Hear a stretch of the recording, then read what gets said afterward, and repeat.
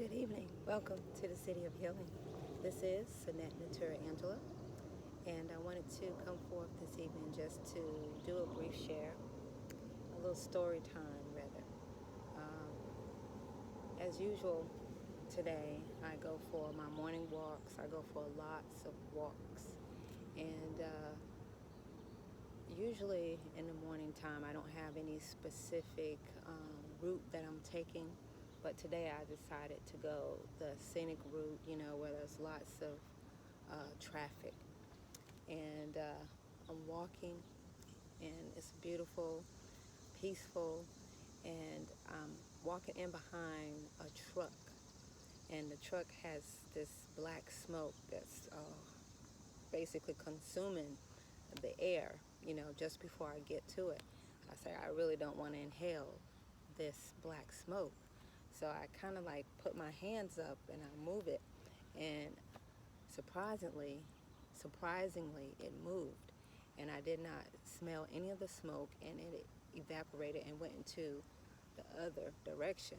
And amongst all of these cars, and I was like, I wonder if anybody saw me do that. And I unintentionally did it, because sometimes when you want to do stuff like that, kinesiology, we call it, uh, when you think about it too hard, you can't do it. But when you already know subconsciously that you can do it, it just happens. Anyway, don't think I'm crazy, but anyway, I just wanted to share that, the power of the mind. And I'll talk more about that, later on. But anyway, I'm walking, enjoying this beautiful walk. I walk more than anybody I know. Anyway, I'm walking, and I decided to go the route where one of my favorite thrift stores is. I'm not going to go in. I'm just walking by. Sometimes they have things on the outside in boxes that they give away free. But I wasn't going for that. I wanted to go up this hill because that'll be part of my routine, exercising my calf muscles, going up this steep hill. So I'm going there, and I stop by the box, and the box looks interesting. So I look in, and I was like, I know who that is. And I pick it up, and I see this. And this is Tutankhamun, The Last Journey, William McQuitty. And we all know him better as King Tut, the boy king, the gold king. And there's so much supposed history that haven't even been undisclosed as to the true cause of his death. We know him as the rich king, the boy king, buried with all of this gold, etc., etc. But how much in detail have we gone into what really happened, with his life? But anyway, I saw this, and I wasn't in no type of meditation, as I shared before, but I was just walking, minding my business, and this finds me. And I look at it, and I was like, wow, this sure does kind of look like me a little bit. But anyway, this actually is not the way King Tut looked, but it's the way basically they did the funeral mass. That's the way they wanted to look in the afterlife. But anyway, just a little bit if you don't know, because so much synchronicity with bumping into him today.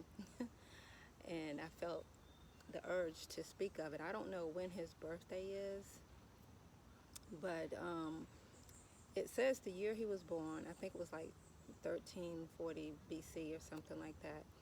But it doesn't say the month and the year. I haven't been able to find it. But I wouldn't be surprised if it was today. And I say that because he is buried in the Valley of the Kings. And his tomb site is 62. And today is 6/26, 2019. And all of that in two numbers, when you equal it all, equals to 8. Tomb 62 equals 8. Today, 2/26, you take that 2 and that 6 is 8, and then 26, 2 plus 2 is 8, and then 2019 is 8, which is my favorite symbol, infinity. And I feel this was some type of message. What message, I am not certain of, but I wanted to mention it because there's so much I feel that we don't know or may never know. But I wanted to voice this for some reason, just a little bit of the history, unless you're not familiar or are familiar. But he was a young king. His father was Akhenaten, and that can be another story. But Akhenaten is revolutionary. His wife Nefertiti, she wasn't the mother of of King Tut, but um, she was like the kind of like mother, a stepmother. It was one of his concubines, so to speak, or one of his cousins that was the mother of King Tut, young mother, young lady, very young lady that was the mother of King Tut. And that was an interesting story in itself. But this boy king became king after his father died. And who was back there? Hey, Birdie. He was only 9. And basically, he ruled for 10 years. And unexpectedly, he died. Some say he was murdered. Some say it was accident. And I looked at a while back, after, studying ancient Egypt, Kemet, and I looked at some of the videos by archaeologists, and for some reason they dug up, or they already had the remains of the mummy of King Tut.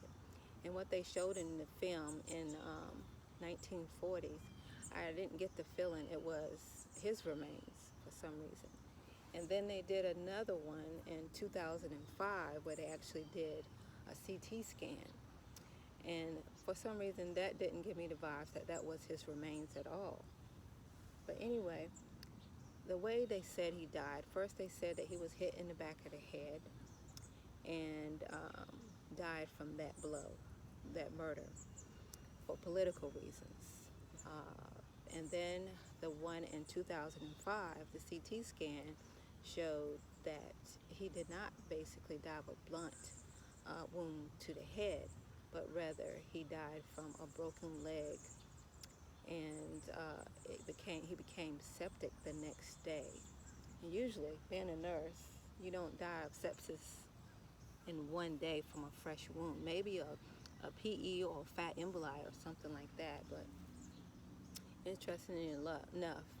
But anyway, the 2005, what they found was a very healthy young man. And my assumption, like I said, I didn't feel that was his remains, that this probably was somebody else from a different century.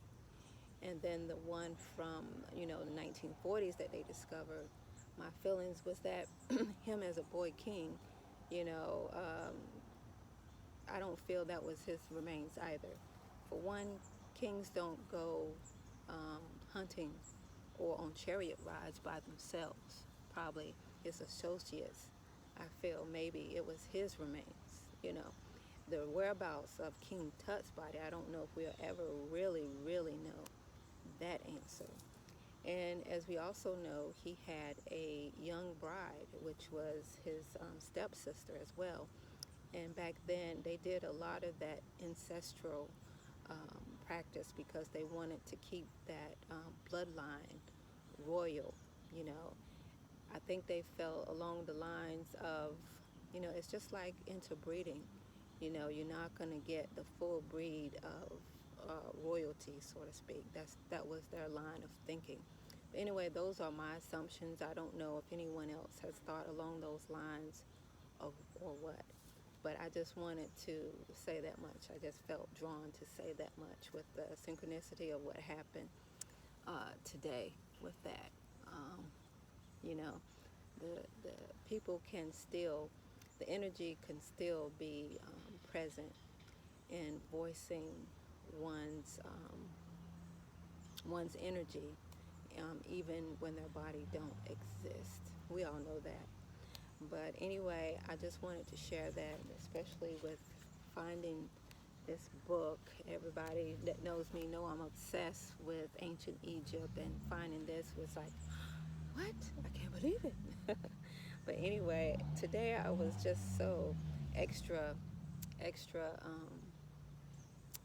I don't want to see psychic. That's a bad word. I can't even think of the word that I want to say. But it was just too many synchronicities. Two people I asked about, hadn't seen in a while, that I'm walking in the hallway and I see them. People that I think of and I hadn't heard of, they call. And then a bill that I wanted to pay, and my phone rings, I don't recognize it, and I pick up the phone and it's them, and I pay the bill, etc.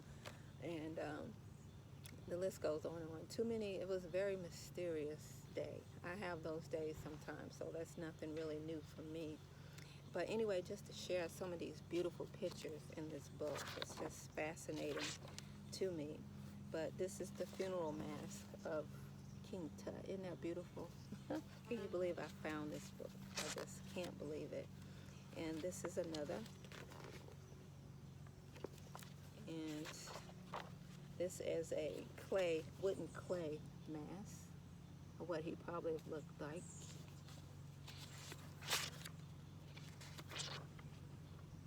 And this is a picture of him and his young bride. I don't know if you can see that. And this is ladies in waiting. And if you can see, I talked about perfumes early in the week. On top of their heads were the wax that they put different kinds of incense and herbs and flowers and that melted on their heads and give their body different perfume scents. And this is the family of Akhenaten, depicted on some of the walls of Egypt. And again, this is one of the maids giving some royalty, some offers of perfume, and they have the wax on their head as well. This is Akhenaten going hunting. I thought this was Ramesses, but this is a picture of Akhenaten on his chariot doing battle. So many beautiful pictures here. This is a picture of Amun-Ra. And if I didn't say, no, I didn't say, but Tutankhamun renamed himself after the god of Amun, which is one of the first gods of Egypt. He's the gods of the gods, and as I mentioned before, gods is basically a human word that we use. That doesn't mean creator of them all, but I just wanted to say that. But he renamed himself, which his name means made in the image of Amun, God. And let's see what else. Some of these. This is the Valley of the Kings picture. And we know that the tomb of Tutankhamun was robbed in the it wasn't robbed, but was robbed basically in 1922, 1924, something like that. And most of the royalties, he is the king that has the most profound treasures in his tomb that was full of so much gold, which basically symbolized in a way, because he died so suddenly or they were covering up something, found with so many treasures in his tomb was unremarkable. And like I said, it was robbed of those. It was raped. It was so much taken from it. And those people that did that, as we know, shortly thereafter died. Basically, some say it was a spell, and some tombs back in the day, had hexes and and spells put on, the grave sites from anybody that stole from them. But then again, also, back then with those tombs being closed up in water, when you open it up like that, you can inhale all types of fungus and bacteria. So, that was a curse, basically. That, scientifically, that's how some people will explain it, is that they contracted these diseases from that, the mummification and the bacteria and the water and the spores and all types of fungus. So that was a curse, really. This is another picture of Tutankhamun, one of the funeral masks overlooking. This is a picture of Tutankhamun and Aya, his mentor. Actually, that's a picture of Osiris and Aya, the pharaoh after Nasu after King Tut. Osiris and Aya. Let's see what else. Not making this too long, but just wanted to show some of the pictures, the beautiful, beautiful pictures. This is a picture of Akhenaten, and it's interesting. Akhenaten has some very distinct features, and particularly, his head, and most of his family had a head like him, and the mummifications, their heads were not shaped like Akhenaten, so that's another clue. I feel that none of those possibly being the mummies of King Tut. Just my 2 cents, anyway. And that's basically it without going through the whole book. I just wanted to share that, my gift from King Tut himself. And I just wanted to come forth and share this beautiful story of this boy king, this golden child that gave a great contribution to the standing of ancient Egypt. And it should go spoken that he was definitely one of the greatest kings, being that he was a young pharaoh that ruled over Egypt and his land, and keeping their beliefs, alive as to, whether it was politics or accident.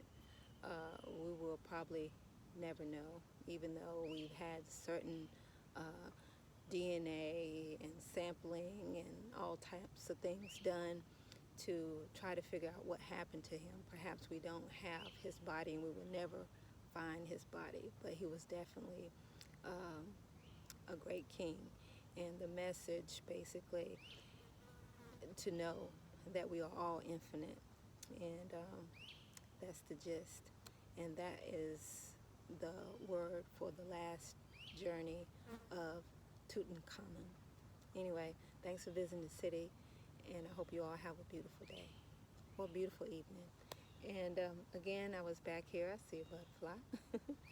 And I hope you all have a beautiful evening. I'm back here in my backyard.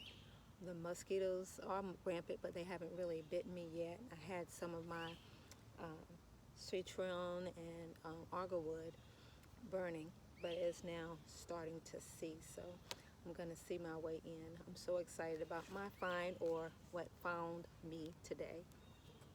Thank you. Take care. Oops.